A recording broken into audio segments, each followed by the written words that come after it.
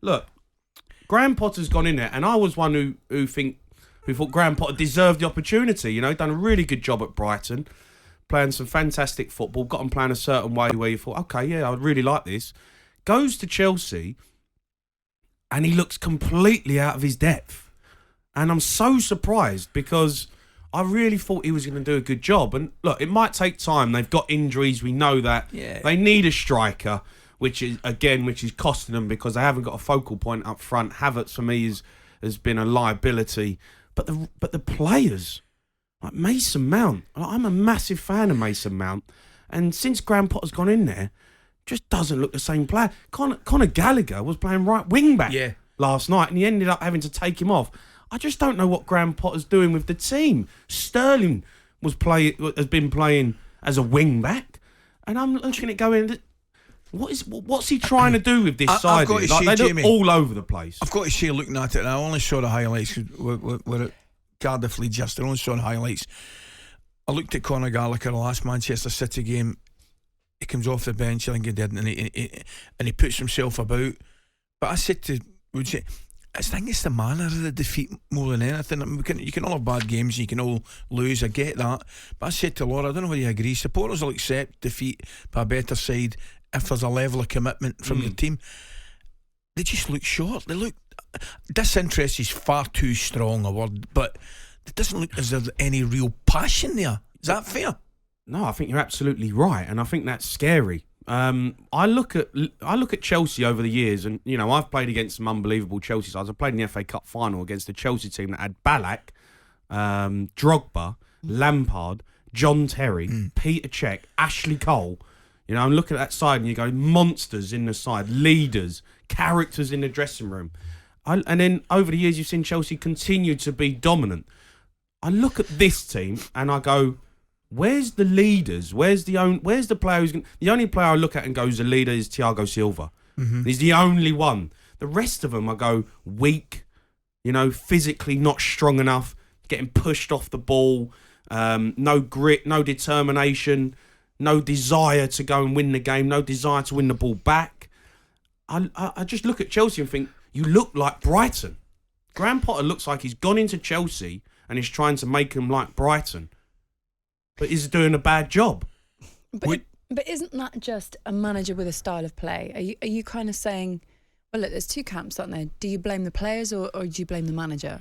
So who are you blaming at the moment? Oh, I mean, you got the buck stops with the manager at the end of the day. I had Thomas Tuchel with this group of players, really, apart from maybe a few that have left, Rudiger and stuff. But Thomas Tuchel won the Champions League with this team and these players. So I look at Graham Potter, who's come in, and I think they were 5th when Thomas Tuchel got sacked. They're now 10th, 19 points away from the leaders. I think there was only 5 points off the top when he got sacked, Thomas Tuchel. So right, the buck always stops with the manager. The buck has to stop with the manager. However, the players have got to take a far greater level of responsibility.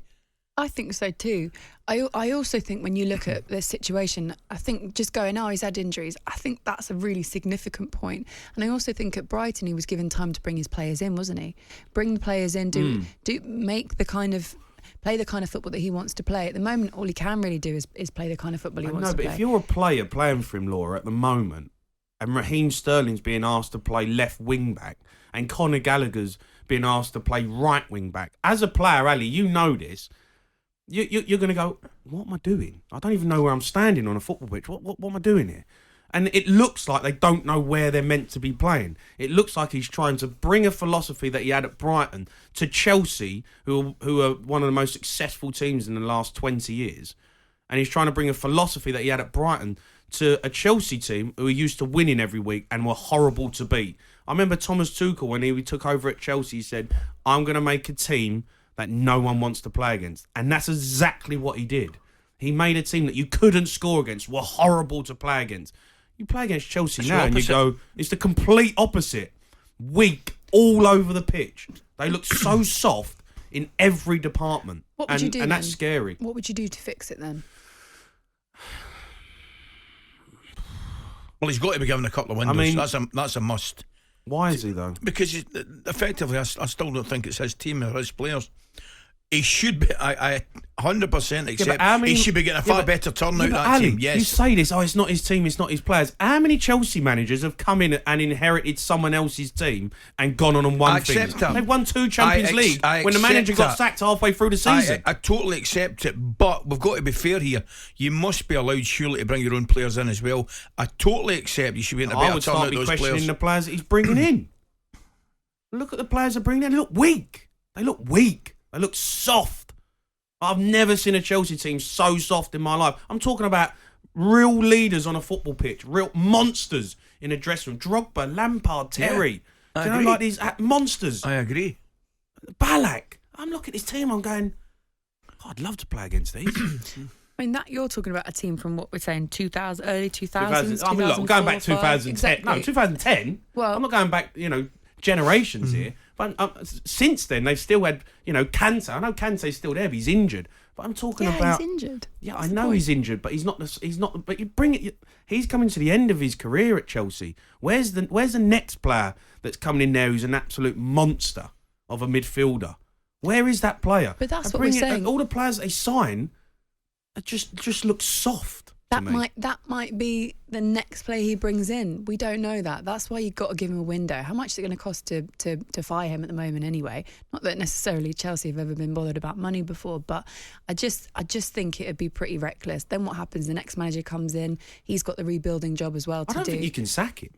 I don't think you can sack him. You've got to persevere with it now because you've made a big statement as the new owner of the football club to sack Thomas Tuchel, who won you a Champions League. I think he won 3 trophies in his first 13 months at the club, which is, and I remember that Chelsea team was it was almost impossible to score against them. They were horrible to play against. They won games.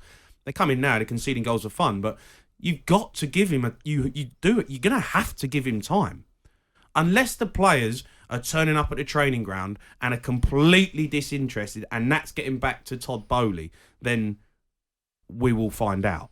Because if you lose a dressing room, Ali, and it gets back to the owners that he's lost the dressing room, then the owner's got to step in and go, right, we're going to have to make a change. I agree with you, and it's very, very difficult if you lose a dressing room. However, getting back to the point that I made, at what point do the players have to take responsibility and say, OK, I don't fancy, and I'm saying this hypothetical because we don't know, but I'm talking about any dressing room here. OK, I don't fancy the coach, I don't fancy the manager, but something, I've got a bit of personal pride here. Well, of course, but that should be standard, right? talkSPORT Breakfast with Laura Woods, Monday to Wednesday mornings 6 till 10 on AM, on DAB, via the talkSPORT app and on your smart speaker. talkSPORT.